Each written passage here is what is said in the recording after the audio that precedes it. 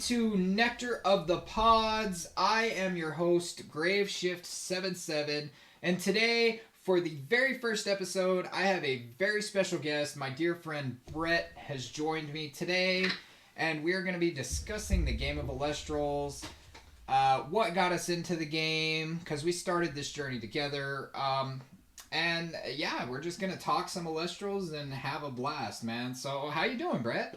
I'm doing good, man. Thanks for having me. I gotta ask you just to start things off, man. So, like, I know I said earlier we started this journey together. What I mean by that is I kind of told you about the game, and you capitalized on the idea. You definitely capitalized, because when I found out about the game, there was like a digital app. They have the free-to-play digital app, and I was like, okay, maybe we can do the digital app, because it was sandboxy. It still is sandboxy. It's very early stages. They're working on it. But I was like, okay, so it has all the cards. We can play it. We can learn the game. And then you were supposed to come over to play some Magic, and lo and behold, you bring a sack with all 5 starter decks. Yep. And a booster box. Can you explain to me your thought process on that? Because I'm a boss and I ball like that, motherfucker. There you go. There you go. But seriously, man, because I was like, you went all in, bro. Hold up. I mean, honestly, whenever you told me about the app, you know, I know it's in underdeveloped stages, but it seemed kind of wonky compared to MTG Arena. So I kind of wasn't feeling it at the moment, but I knew that we were fans of physical cards. Didn't matter what it was.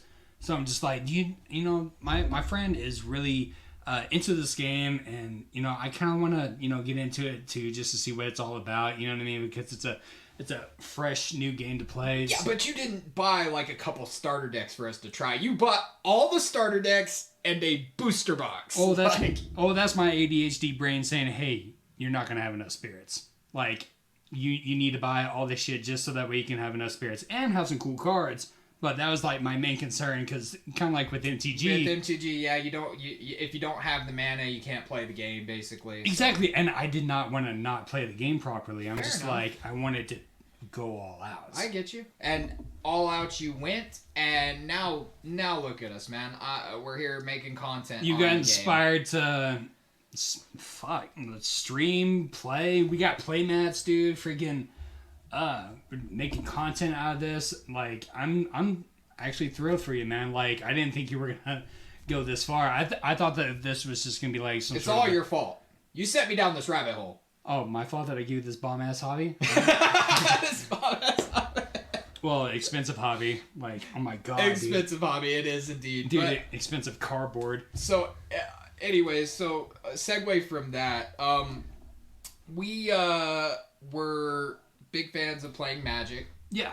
And that was like a huge factor in why we get along so well, and our you know, when we get together and hang out, socialize, we like to play Magic the Gathering. And so in pops Homie-lestrals and the 5 starter decks and the booster box, we know little to nothing about this game, right? Well, he's more of a buff than I am, but you know, I am at this point. I've already participated in 3 tournaments. So. I just started the fire, and then he just fucking went all out. Now he knows a lot more than I do. So any new rules, any new content about Homie-lestrals, he just fills me in on it. I'm just like, all right, that's just how. Yeah, I guess this is how we're doing it now. Like with the boom bass situation, I was so pissed about that. I'm just like, what do you mean? What do you mean? Yeah, and lo and behold, I actually did not know. No, it's fine. It's you know, like I said, it's a new game. Everybody's always trying to toss out these new rules. They've updated some regulations here and there. But I'm just like, dude, that's an additional cost, dude. I just want to be able to summon him,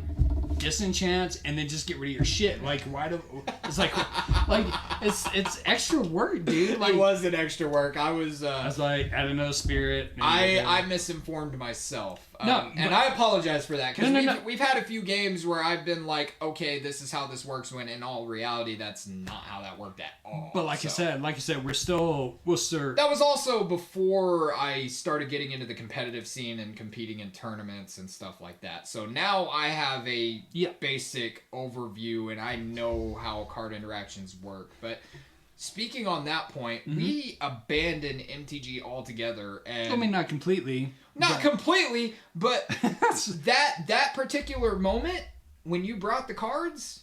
Yeah, dude, we played for hours. Hours, just figuring out the way that it works, the card interactions. But anyways, the main reason why I got into Lestrals, other than just hanging out with my homie, is the Pantera card. Like the fact that you can take, what's that small card? The Hydrake.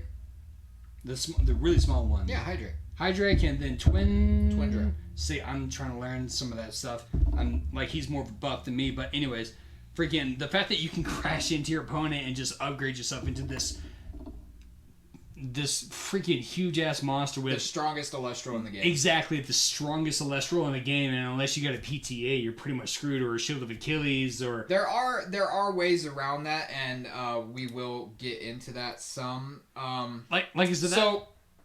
I think there's an obvious answer here, but like, right now, what is your favorite card? Oh, my favorite card? Shit. I'm still kind of new to Lestrals here. Obviously, it would be Pantera, but second best to that, dude. Other than Nectar, fuck. Nectar's a good one. I really like it. Yeah, dude, it's amazing board stance. Like right off the rip, dude. You can use it for ascensions. You can use it to protect your spirits. Like exactly, you can. It's amazing. It's all right. So in MTG terms, it's a creature that gives you summoning sickness. So Ryceros. Yeah, the Ryceros. That's a really good stall card. Like that's my favorite one. I don't know why. It just kind of just delays them from doing whatever. Yeah, because in MTG, when you summon a card, unless it has haste, you can't attack the turn it's summoned. So it kind of buys you a little bit of time. In Lestrals, however, the only time you can't attack the turn it's summoned is on the very first turn. Mm-hmm. Yep. So with Ryceros, basically, unless you're going up with someone who plays a lot of Thunder, Ryceros is a very good card because it essentially gives the... it just gives you the buy time. Exactly. So, like, say you've got the Celestial advantage on me, and I don't have any Celestials on board. You pop Ryceros out. I've got to figure out a way to get rid of that Ryceros, whether it be an Earthquake or... I could also Gorgons it if I really wanted to attack it with the Celestial that turn. It's very situational, but... I know it's a situational type of card, but... It's fun, man. It stuck out with me the most. Other than that, my favorite ruin. What's the ruin that gets rid of all your other ruins? What was that? It's the 3-wind. No, wait. That's an Celestial. That's Stratomoth. Oh, is it? Yeah. No. It's a ruin. It's a ruin that gets rid of all your shit, like all your ruins. No, that's Stratomoth. Are you sure? Yeah. Tornado pops a rune back to the opponent's hand, and Thunderstorm targets and destroys one rune. I think we drew it. Anyways, we'll get back to that in a minute. We have a Stratomoth right here. Hold on. You have a Stratomoth in your I swear to God, it was a ruin. Hold on. No, there's not a rune in the game that destroys the entire back row. I can tell you that much. The only runes that destroy back row currently... Are you sure? Yeah, so the only rune that destroys back row is Thunderstorm. And then Tornado takes a back row and puts it back into the opponent's hand. No, it's like... in that situation, that's a really good way to get your Pantera out on board. You've used this against me before, where... The only way that works is if you have nothing. Yeah, so if I only have that one face down rune, and that face down rune happens to be Shield of Achilles, you can get rid of that rune, right? Put it back in my hand. I have nothing. You can crash your Hydrate, crash your Twindra, boom, you've got a Pantera out on the board. Now, sans Earthquake or... honestly, Earthquake, that's about the only thing that can kind of get rid of it if it's summoned out in that means. There's workarounds to it because you can always Gorgons it, you can always switch it to defense, you can... Yeah. There's workarounds to Pantera. You can use a Zeus Demeter combo to kind of...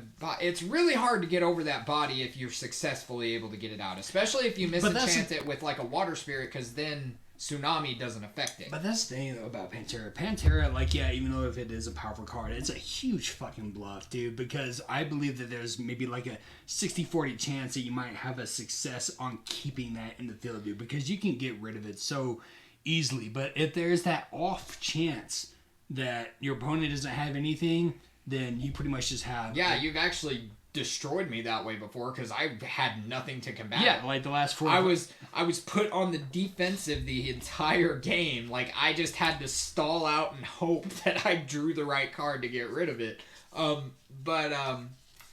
There's also a cool thing you can do with Pantera, which is you can not do the crashing thing, right?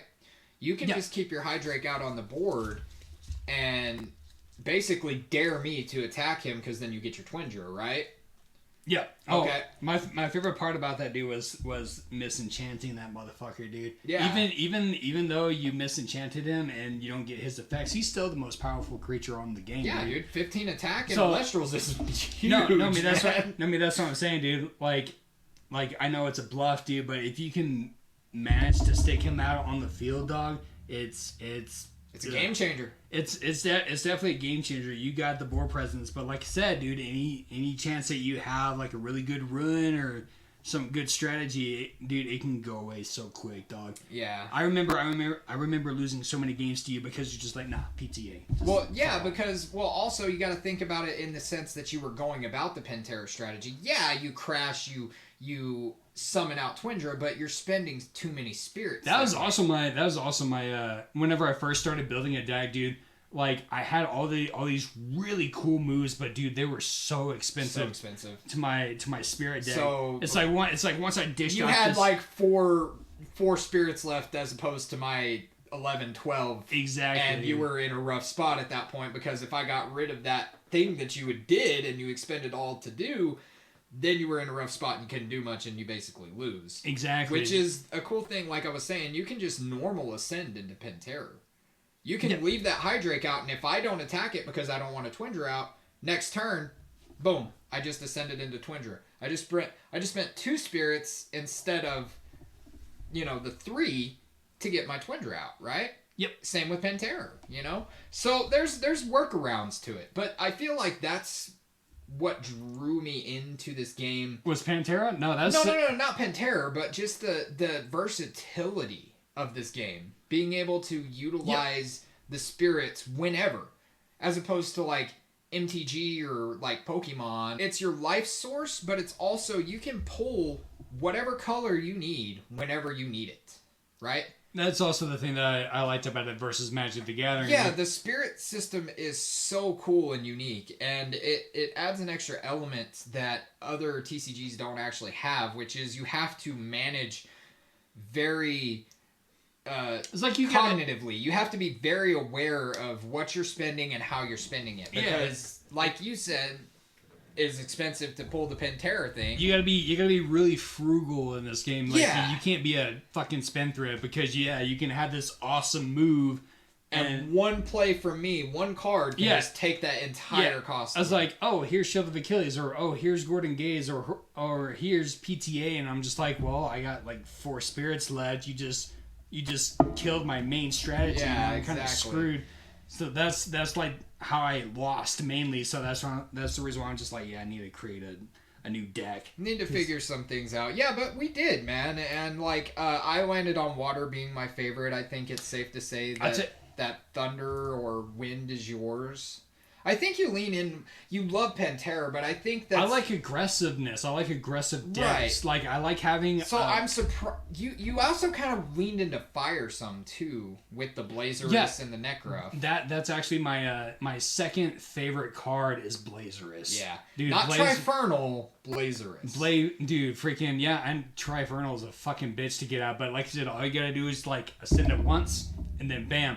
Like you're making your opponents expend spirits and you're destroying Elestrals at the same time. It's you can attack twice in one turn, man. Who doesn't want that? That's what I'm saying. It's a very good offensive move. Yeah, and it's really hard to overcome that because he's also got a high attack stat. But that's what fire is kind of meant to be. Fire's kind of the offensive force, whereas on my end, water is defensive. So they're kind of polar opposites and kind of like with wind and earth, they're kind of polar opposites. You know, wind is a lot more heavy, technical, toolboxy, whereas earth is very, you know, grounded, and it kind of has like a mix of everything. So it's kind of like right there in the middle. So like, and then thunder is just in this spot where Thunder Nexus is a problem.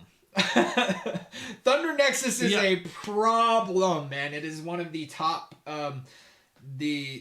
decks out there. And is there anything that kind of competes with it? Earth Beaters. I mean, besides Earth Beater.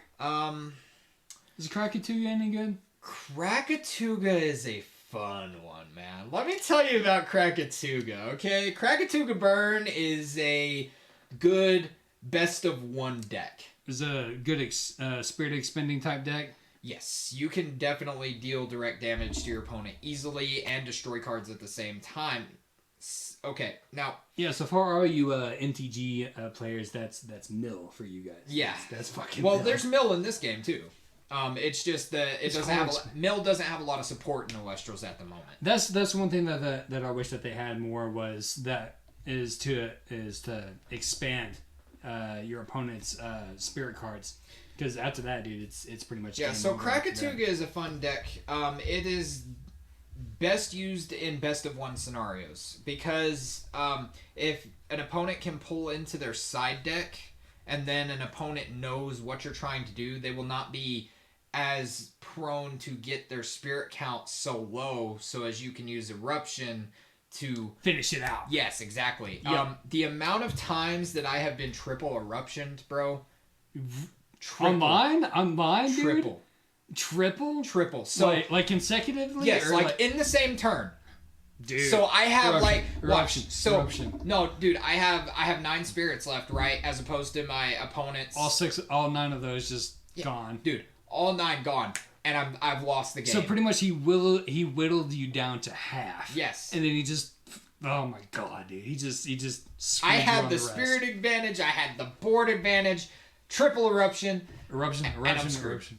Well, there goes that. Yeah, so Krakatuga is a problem, but if you know what you're up against, you can play around that. So you can play around the spirit diminishment. So let me ask you something. What would you play in a tournament setting?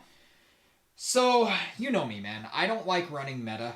So in my past 3 tournaments, I have gone 2 and 3, 2 and 3, 2 and 3, and 2 and 3. That's not bad. It's not bad. Especially just starting out, dude. You just need a little, tweakage. Well, the thing is, like, the decks that I've run in these tournaments have been just kind of random, fun. No, I get it, because, Not very good competitively, but I'm running them in a competitive setting because I think it would be cool if I could take it into Top Cut. You know what I'm saying? No, exactly. Yeah, you got your meta decks, but it's even more satisfying to come up with your own stuff. Yeah, and to beat it that way. That's what I like to run. So try to go a little unorthodox, if you will. Yeah, exactly. So I and not completely abandoning the meta. So like I kind of implement things from the meta, but I kind of switch it up a little bit. Yeah, kind of. The only thing that does is it makes the deck a lot more consistent, or a lot less consistent than the actual meta deck itself, because these meta decks are built to be consistent. Like, so you've got the same strategy pretty much with every game. Like with Earth Beaters, your main goal is to get your Equalinx and Demeter out and your Viserys, right?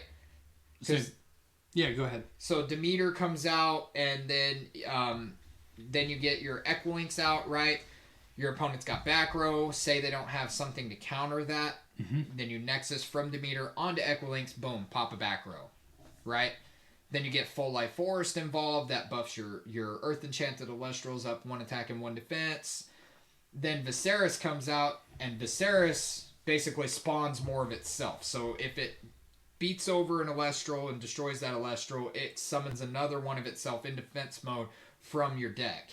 And then Tectorus is a problem because Tectorus gains 1 attack for each Earth Spirit on the board total. So your opponent's field and your field. Yeah, dude, I've faced some Tech Tauruses that had like 12 attack, dude, and I'm just like, how do I deal with this, man? It's like, if you don't got a tsunami in weight or something to change the position or stop it from attacking, 12 is what you're dealing with. Yeah, it's hard, man. So, and then Thunder Nexus is all about basically destroying your opponent's hand. So you want to get Spark It Zeus out, because Spark It lets you look at your opponent's hand. I hate that shit. And discard a card from your opponent's hand. So that's what that's all about. But there's consistency elements in there, like Rummagem. Rummagem allows you to search for an Earth-Lestral. Depending on the situation, you can pull another Rummagem. You can pull another Viserys. You can pull an Equilynx, Tectorus, whatever you're needing in that current moment, right? Yeah. And then you run Elichick, which lets you search for your Divine Rune. Pull out your Demeter. Yep. There you go. And then you also run Astrabbit, which is the best card in the game, hands down. 5 defense that allows you to look at the top 3 cards of your deck, pick one, and shuffle the rest into your deck. It's deck thinning, it's an extra draw, and it's a 5-body defense, which is really hard to get over in the current state of the game. So it's just a total situation you can take advantage of. Yeah, man. So there's a lot going on in the meta right now. I am going to be participating in the upcoming web tourney later this week. This week? Yeah. You didn't tell me that. It's Saturday. I still don't know what I'm going to be running, because there's some things that I've built that I really like, but that I'm not sure that would be good competitively. I'm still so against running Earth Beaters, running 5 guys, running... I was about to be like that. I'm just like, aren't you going to run Earth Beaters? Because that's what you were talking about for a couple weeks now. Yeah, Earth Beaters is fun. It's just, I don't want to run meta. You want to win on your own terms. I do. No, I feel you. I'm the same way. Like, yeah, it's cool to win with a meta deck, but it's even more satisfying to win with the deck that you built. So the last webcam tourney, bro, I kind of did like an Earth Beaters hybrid with Spinosect. You remember Spinosect? Yeah, and you told me you misplayed. Wait, was that the same one? No. Oh, it was a different one? It was a different one that I misplayed. Because I've misplayed in all the tournaments, bro. I mean, everybody misplays. Exactly. Like I said, dude, you got to be fucking precise. One misplay could just change the trajectory of the whole game. Like, in a casual setting, if you misplay, you can always be like, sorry, man, I didn't really mean to do that. And it's like, yeah, man, no worries. I got you. In a competitive setting, it's like, you misplay, dude, you're screwed. You threw the whole game. So, in my very first match in the last digital app tournament, my opponent had a Bag of Winds Galaxy. Oh my god. Bag of Winds increases defense by 2 and prevents targeting of runes. And then with the Galaxy effect, the attack and defense swap. So Galaxy immediately goes from a 5 attack to a 7 attack. I know that. Because the swap happens last, right? Yep. Okay. I was able to get my Krakatuga out and pull my Krakatuga play, right? Galaxy's effect,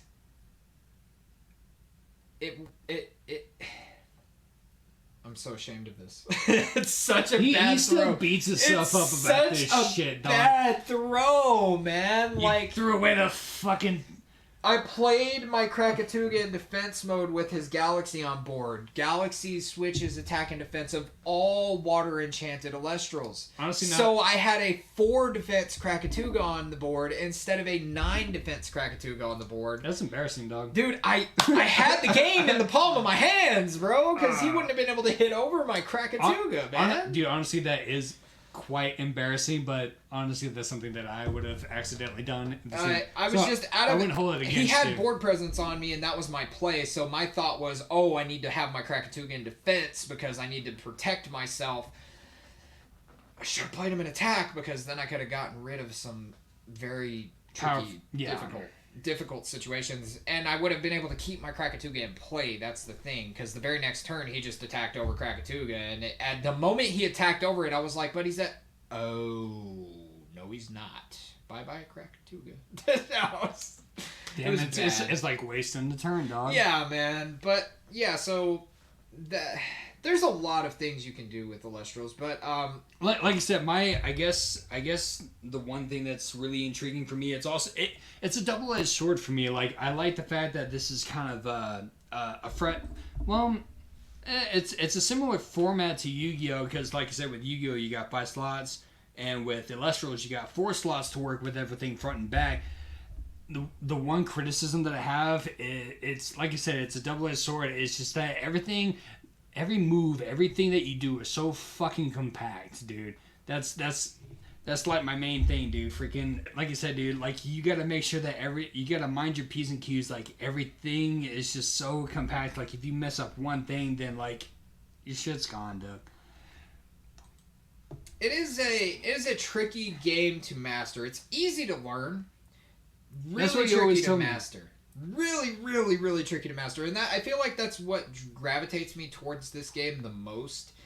Is not only the spirit system and the unique nexus mechanic within the game, but just the fact that like there's so many intricacies within this game. It's not complex by any means. At least I beg to differ though. Like the way that you can move your spirits around the board, that like we had to do some research on that, dude. That is true. We did have to do a little bit of research. Nah, dude, because, like, I didn't do... If I would have known that you could move your shit around, like, enchanting and disenchanting and stuff, like, some of those games that we played could have been a total swap around. It could have been a turn, dude. The expend to draw. I was just like, I wish I would have known that, like, 3 games ago. Or the re-enchanting of an Illustral that's already on board that counts Disenchanting, dude. Oh, my God. Anyways... Moving on from like the gameplay, and like the cards and everything, I want to just pick your brain a little bit. What are your favorite things about Illustrals? What are your least favorite things about Illustrals? What do you want to see moving forward? Are there any criticisms that you might have? But starting with the likes. Obviously, and then moving to the dislikes and like criticisms and what you wish could be, or if there are any. As far as my likes, dude, I like how fresh everything is. Like I know that's a little bit of a broad statement, but like I said, dude, freaking the cards, man. Like freaking the card, the artwork. It's just. I don't know. It just seems so enticing. You know what I mean? It's just a new thing to get into. I think it's just because of my ADHD brain where it's just like, hey, this is something new. Let's get into it, and then you just kind of just sink your teeth into it. I think that's how it was for me. Because, like you said, you know, you're wanting to get into it, and of course, I'm like whatever about it, and it's like. The more you get in, it's like it grows on you, dude. Yeah, absolutely. That's what I'm trying to say. I know. Dude, the first couple of games that we tried to play were rough. And then the more we played and the more we were kind of like, oh. We were like... That's how this works. It just kind of got more and more from there, man. So it was kind of like... It definitely does grow on you, for sure. That's my main opinion on this game, you guys. Like, it is fresh, it's awesome, but freaking, oh my God. Your refusal to join the Discord and play more on the digital app with people, I'm gonna break you. I'm gonna break him, guys. I'm gonna break him. I have excuses for this. What is your excuse? I like playing with you. That's fine. But you can play with other people too. I don't like strangers.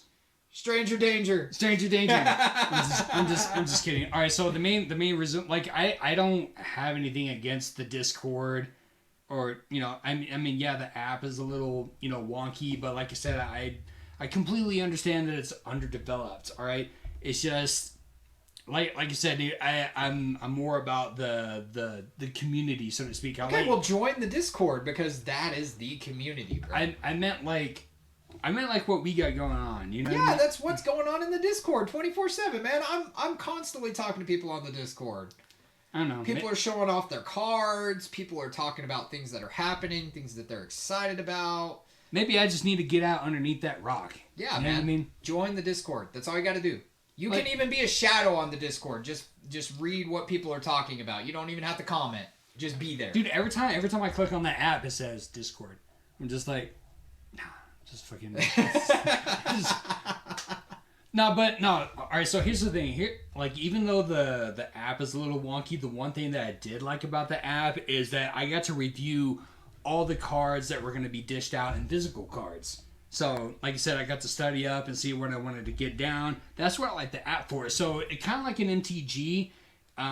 If you wanted to, study, research, and kind of do some strategy before you do the physical, I think that's what that's good for. Because same thing with MTG, if you're kind of questioning if this or that is going to work or this strategy is kind of wonky. That is one thing. I don't mean to cut you off, but that's one thing that I feel like this game has that other TCGs don't.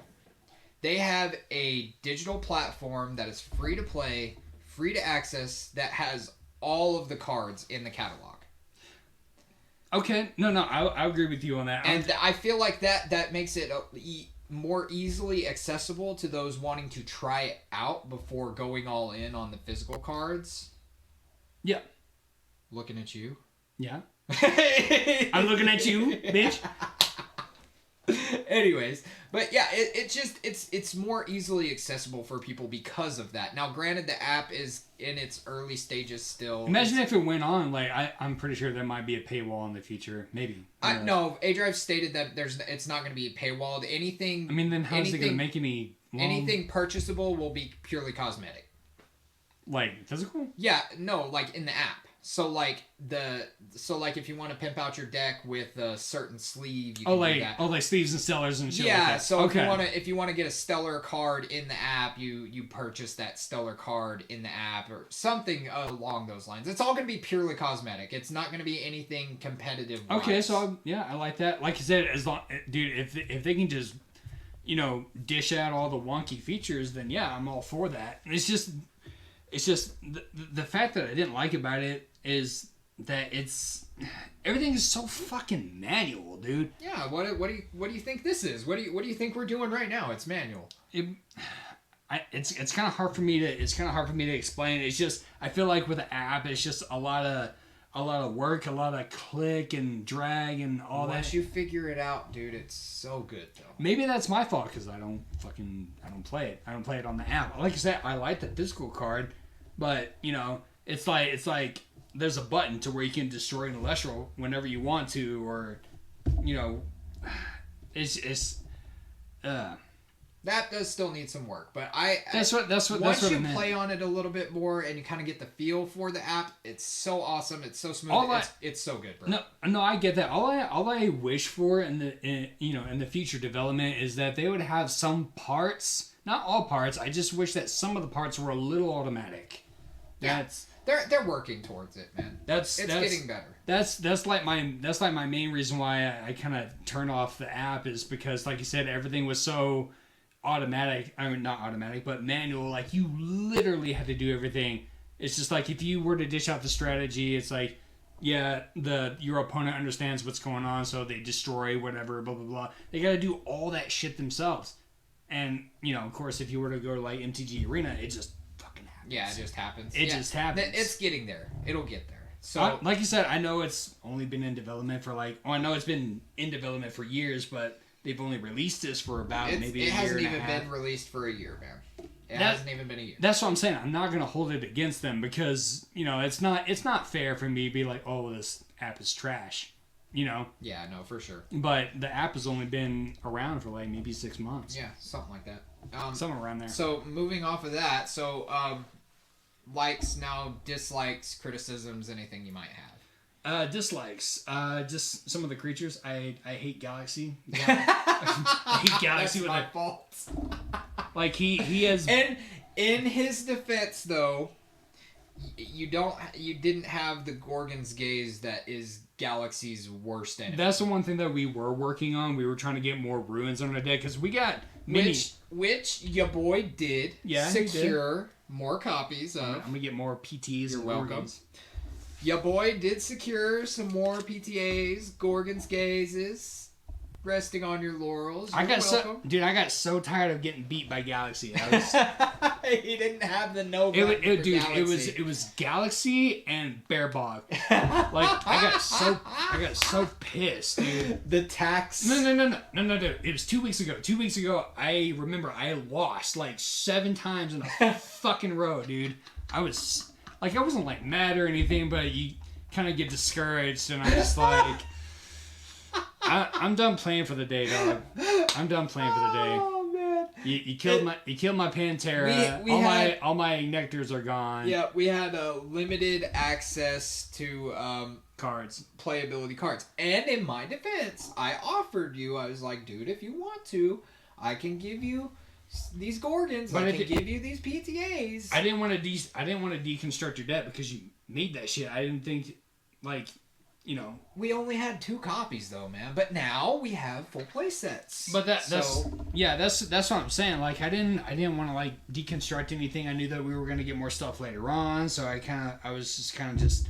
Besides your deep hatred for Galaxy, though, like anything specific about the game itself, not particular cards. Okay, so I'm a MTG fan, so I'm used to just having rules upon rules upon rules, just dishing out whatever the fuck I pleased. But, with this game, you were only allowed 8 spaces. 4 on the front for your creatures, and then 4 on the front for your ruins or whatever. So everything is super compact, so any wrong move or any misplay can just fuck up the trajectory of your strategy, and then your opponent can come out on top. That's like my only criticism right there. It's just everything is so compact. Like there is no room for error. You know what I mean? Like that would be my biggest take, is that everything is just so compact. So I get that as an MTG player. Exactly, because you can just do whatever the fuck you want. Yeah, in MTG you can have hundreds of tokens. You can have tokens.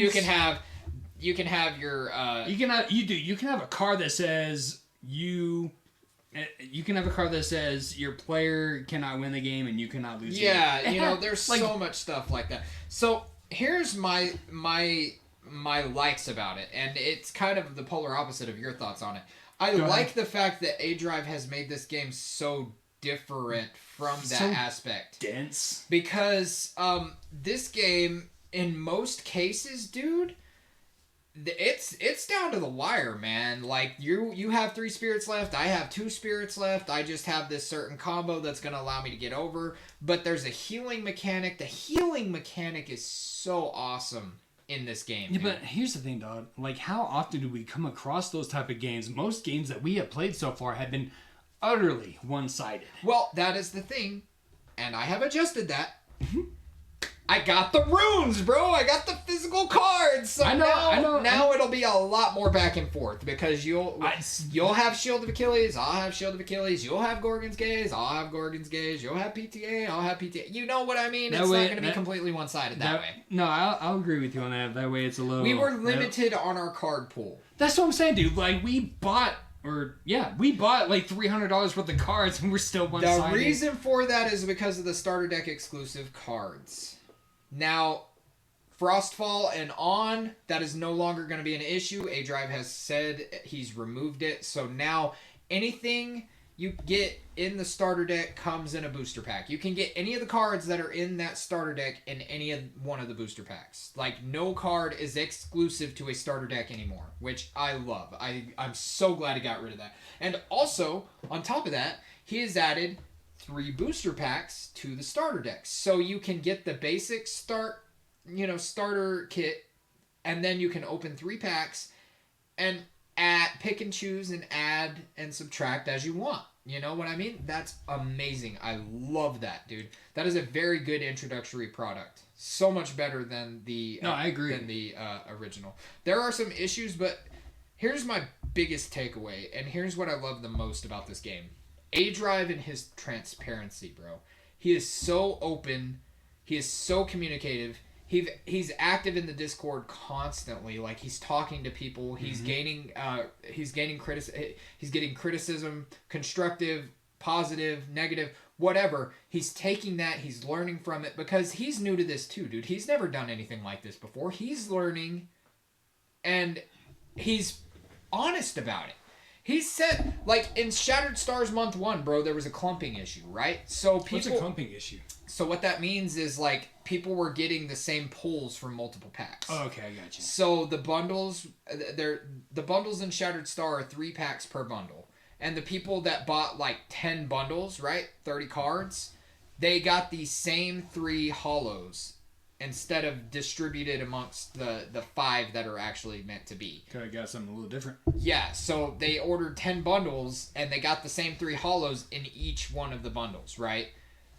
This was something that he was unaware of until it happened. They fixed the issue. Shattered Stars Month 2 comes out. There's no more clumping. Because they fixed it, and it was a factory thing where they pulled from certain boxes for orders, and if you ordered a large amount, they would just pull from the same box. The bundles were not randomized or mixed together. So, like, one box had this bundle with these set cards in it, this box, so on and so forth. That was an issue. A-Drive took the feedback, was like, I super apologize for this. A community effort came in, and the marketplace opened up a Shattered Stars spot for Shattered Stars for that reason, so people could trade the cards and amongst each other that way. It was funny because there was a joke in the community about how it became an actual trading card game because of the clumping issues in Shattered Stars. But A-Drive was honest about it. He spoke to the people. He's on the phone for hours with people sometimes, speaking to them, working out the situation. Sometimes he even goes up to the factory because it's close by to him, so he'll go up there and speak to the people there. He's very transparent and honest about what's going on, and he shares it with the community. And that's one thing I love about this game. He takes feedback and implements it. Like the starter deck exclusives. That was kind of like how Destiny 2 used to be. Yeah. Back in the vanilla days, bro. Back in the vanilla, like, dude, you need to listen to your consumers. Be like, hey, be transparent. This is what's going on. Exactly, and man. Here's the thing, dog. I second that. And here's the thing. I like a person that can be behind their fucking product. Exactly. Dude, A-Drive is so hype all the time when he talks about this product. And it's hard not to be interested at the very least when the creator of the game is like so on board with it and so excited about it. You know what I mean? Like he's excited because he's a fan of the genre and he wants to he's not producing something just to make money out of it. So question for you, what sticks out in this game versus all the other TCG games that tend to come out on a freaking monthly basis? Because I've seen different card games come out on Facebook, fucking TikTok, and I mean, like, what sticks out to you in this game versus all the other stuff that wants to come out? Like, what makes you think that this game is going to stay alive? There's a few things. For one, A-Drive and his passion. I admire that man with passion, though. I like passionate people. His passion for this is one of the biggest factors for me. And the fact that he is willing to go the extra mile and do all these extra things. Like, dude, like, the releases got pushed back because he switched manufacturers because what was happening at the original manufacturer was not on board with what he wanted. They weren't up to par, so he changed manufacturers. They went through the whole printing process again with a different card manufacturer. Just because it wasn't up to snuff with what he wanted and what he was striving to put out. And I gotta say, it shows because these cards are phenomenal. Packs were a bitch to open. Well, that's just the... No, I'm just saying, like, he did good on it. Packs was good. Freaking the feel of the cards. The feel of the cards is so much better. It's the same stock, so they're the same thickness, but they're like matte now as opposed to like that glossy. The material. Yeah. And like the art is just a lot better. Like it pops more than like from the Kickstarter. The other thing is the spirits, man. The spirit mechanic. How it functions as your mana. That threw me off. And your life at the same time, dude. Like, no, I mean, that's what I'm saying. That's what threw me off. That's a thing. That's a thing that is very hard to pull off, but that this game does very well. In my opinion. I feel like Homie-lestrals pulls off this spirit mechanic extremely well, and it makes it so much more fun and interesting and strategic. I feel like that's what's gonna sustain it, and the fact that just on that game, just because on that game mechanic alone. I mean, basically, it does it extremely well. It does it performs the way it's supposed to. You know what I mean? Yeah. So, like, other TCGs I know have kind of dabbled into it. I'm not too, like, well-versed in other TCGs that have tried it. Like I said, dude, I'm used to Magic. Exactly. Dishing out whatever, and then you're like, oh, I gotta be careful what the fuck I use. So you're like, oh, that's exciting. I'm just like, oh, that's a problem. That's a problem. So we had different perspectives on that. But yeah, and but really the thing that I think is going to make this game last longer than others is just A-Drive himself, his creative passion, his driving force to constantly improve and make changes and better the game and better itself. And I feel like I do also got to give an honorable mention to the community. Big shouts to the community. That's what I was about to say, dog. And as long as people like us are able to back up, what he stands for, then yeah, he might have a shot at it. Yeah, man. I really, to me, dude, the sheer satisfaction and enjoyment I get out of this game, whether it be opening packs, whether it be watching the announcements for the new set that's coming out, or just in general, just playing the game with other people, discussing the game with other people. Every aspect of this game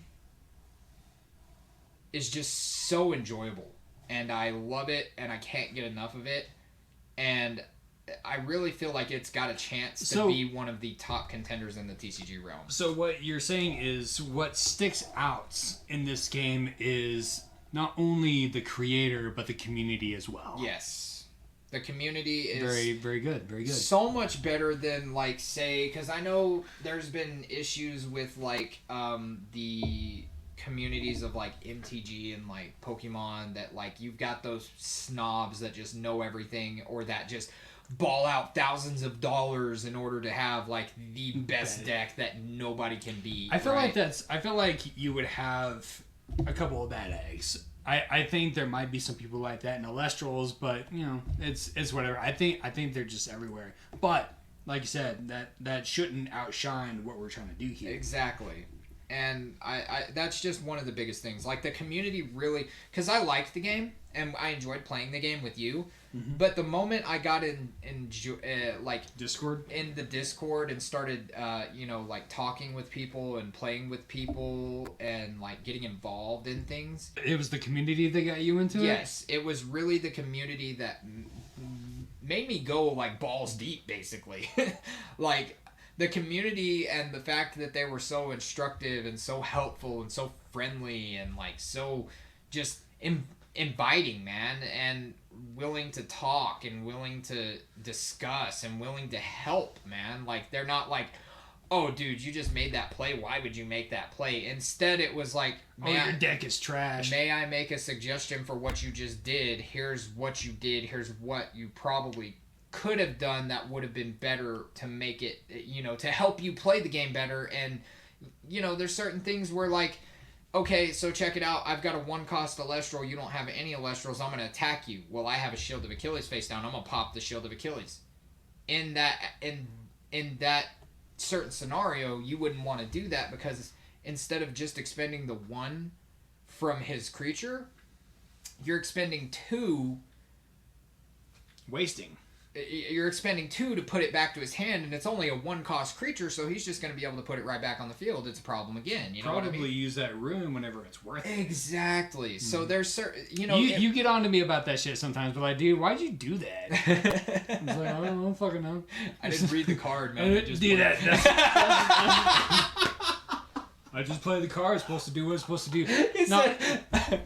My biggest misplays are always my runes. I always play them at the wrong time, and Zach gets on to me about them, and I'm just like, fuck. Well, then I just totally misplayed and just fucked everything up. Well, my thing is, you're just like, I was like, did you read the card? And you were like, no.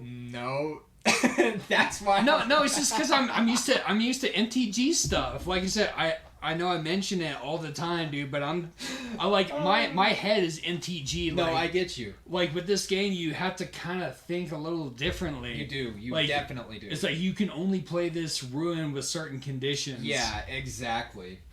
There's there's a definite difference with Electrals as opposed to it's like one time I played Tsunami and be like, dude, it worked. It doesn't work on me. I have water creatures. I'm just like, fuck. You were like, damn it, I should have read the card. Because I'm just like, no. I'm like, and I was like, But what do you mean? Read. Oh yeah, you're right. Well, ignore that. You didn't see that. But yeah, so just little situations like that. I get you, and I feel like this game is a little bit harder to get people that play like Magic the Gathering into, just based off of that, because this game is so simple compared to the complexity that is MTG. Because MTG is so complex, man. There's so many different things that, like I said, rules on top of rules. Yeah, dude. There's so many different aspects and elements that go into that. Another thing I wanted to ask you is, like, what are you... I think I've asked you this before, but, like, what are you looking forward to most out of Electrals in the upcoming sets? Because I've tried to tell you about some of the upcoming cards that are coming out, and you're just like, nah, man, I just want to open them and read it and be like, yo... So, like, other than that, what are your thoughts? What are you hoping to see? Well, I still stand on that statement, because I'm that type of person that just likes to open up a fresh pack and be like, you know, I never seen the card, never seen the art, I never seen the effects, I never seen nothing. Be like, oh, Zach, check this out. I'm about to fuck you up with this card. Yeah. You know what I mean? So I just like. I like the surprise part, you know, like, right. You know, it's a new set, I know nothing about it, and just crack open, look at all these new cards, these new effects, be like... Instead of, like, searching for that one card. Yeah, exactly. Alright, so check this out. As far as you know, having some expectation in the future, as much as it's a double-edged sword for me, as much as I hate / love to say this, I would like to have Electrals, Electrals be Electrals for sure, but I would like to see a little bit more MTG mechanics into it, like mill be fucking... Yeah, mill is currently a part of the game, but it doesn't have a lot of support. Or like, what if an Elestral had Indestructible? That'd be fucking dope. I think A-Drive has said he's not going to be going that route. Oh, he's not? Yeah.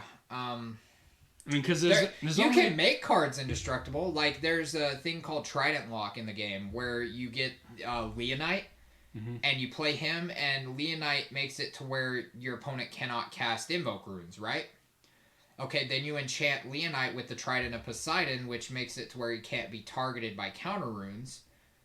But then you play Poseidon, and when Poseidon's on the field, Trident has a different effect, which makes it to where your opponent can't cast counter runes. So if you've got Leonite with Trident of Poseidon and Poseidon on the field, your opponent can't cast runes at all. They can't cast Invoke Runes, they can't cast counter runes. The only way that you can kill him is if you kill him. Exactly. Battle. So through like an Elestral effect. Wait, so after all those effects, what is the attack and defense on that? Do you know? I actually have the card right here. So he's a 7/2. There are certain things that you can do in Elestrals to essentially make a creature indestructible. Like that. No, that's a lot of work. Honestly. It is a lot of work. It's like it is a lot of work. It is a lot. It's a strategy that is a deck that has been experimented with. It has a lot of tech in there, so it's not the greatest thing to do, but it is fun when you pull it off, dude. Because then you basically shut down your opponent completely. They're like, dang, because then you think about it, they can't cast Invoke, so they can't cast Ambrosia. They can't heal themselves unless they have a Quackle or a Sluggle.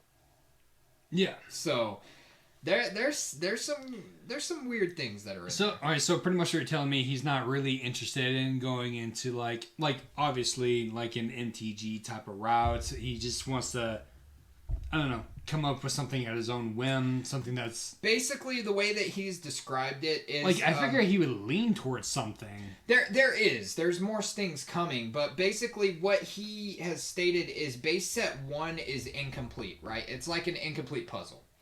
Frostfall is going to add a piece to the puzzle, which has cards that kind of work, that make cards that aren't quite so good right now actually work to their fullest potential and actually do some really cool things. Like One thing I'm going to tell you right now is your wind strategy with your Pantera gets a lot better in Frostfall. Would you like me to reveal to you why? No, but I'll keep that in mind. Okay. There is a card in Frostfall that will help you. Like I said, I like the surprise. Like I want to open it up and be like, okay, I'm putting this in my Pantera deck. Mm-hmm. We're going to do this shit. There you go. So... But yeah, there's basically he's described it as each set that's going to be released is going to add a piece to the puzzle, and then it's just all going to interconnect. So it's basically how every other TCG has like the meta, and like when a new set comes out, that meta goes away and there's a new meta.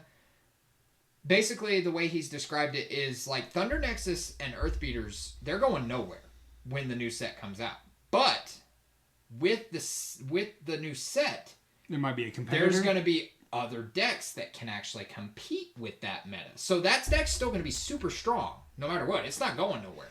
Yeah. But with the introduction of a new set, now people have other options that they can go with to compete against that and actually be a top tier deck. Get what I'm saying?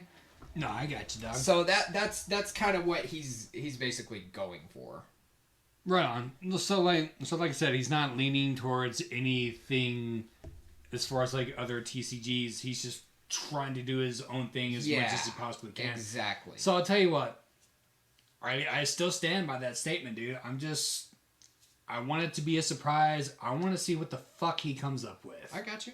That's fair, man. That's totally fair. That's my honest opinion. You asked me about the future of Homie-lestrals. See what the fuck happens. There you go. Let's see. I'm for it. See what you got, motherfucker. Let's see what happens down the line. Let's see what happens when Frostfall comes out. Let's see what Daybreak. I really think just this next year, just introducing 3 new spirit elements is going to be huge. What were the 3? So there's Frost, Solar, and Lunar. Lunar Moon? Yeah. Okay. All right. So there's going to be 3 new elements being introduced, and I feel like that in and of itself is just going to make everything so much more diverse. Yep. The perfect word. So much more diverse. There's going to be so much more utility that you can do. It's not going to be so narrow right now, because right now everything's kind of like narrow. It's new and narrow.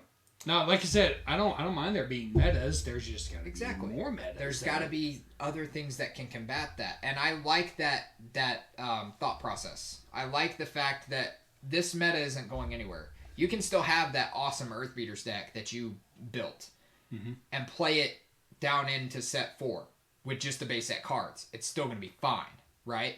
Now, you might want to shift some things around depending on new cards that come out, but like even some of the developers of the game have released like their deck lists, not deck lists, but like their set lists for their deck profiles. Mm-hmm. And a lot of those developers have like only like 2 cards from set 2, 3 cards from set 3, and like 4 from set 4, and then the rest is all base set. You get what I mean? So base set. You said that they were like puzzles. Exactly. So everything's gonna kind of fit together. Maybe I should throw my expectations out of the window. Like you said, other than the fact that like, hey, it's gonna be a surprise. But like I said, I think I should just throw out all my expectations. You know what I mean? Just kind of just. Feel free with it. Just, I know I've already said it before, but like you said, dude, like I kind of really don't know what to expect, but at the same time, I'm kind of here for it anyways. There are some mechanics like board wipe that are going to be coming up. I want that. I fucking want that. He said, I want board wipe right now. I want a board wipe ruin like yesterday, dude. There's also some counter ruins. Yeah, that's cool. So there's a counter to the counter. There's invoke counters coming out. There's a bunch. Well, you said that they're board wipes, or is it just whatever out in the air? As far as I know, there's only one board wipe at the moment, and that's a Stratomoth. No, well, at the moment, there is no board wipe. But there might be one. No, I know you don't like spoilers, but like in the next set, there's a board wipe card. Well, tell me that one. Imperawat. What Imperawat does is if you play him successfully, you can Nexus all your spirits that you have on the board onto Imperawat, right? Okay. You can then disenchant any 3 spirits from Imperawat. Yep. In any combination of Frost and Thunder.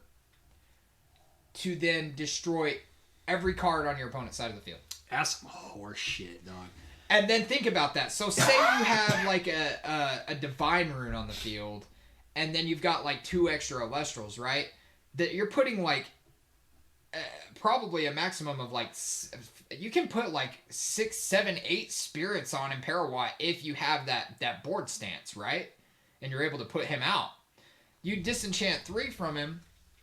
He's already at 3. You put 6 on him, that puts him at 9, right? So you can do it a few times. You can do it a few times, but even then, think about how many spirits worth of damage you're doing. You just board wiped your enemy. They can't do nothing against that. You disenchanted 3. You're doing 6 spirits of direct damage to your opponent right after you board wiped them. So it's crazy. Are you a little more hyped for Frostfall at this point? I'm neutral. Okay. I mean, just to be honest, because like I said, I mean, the fact that I get a board white card out of it is dope, but I just want to leave it all as a surprise. That's fair. As a surprise. That's fair. Yeah, no, I'm down. Any other questions or? Honestly, man, I think that's all the questions I have. Well, there you have it, folks.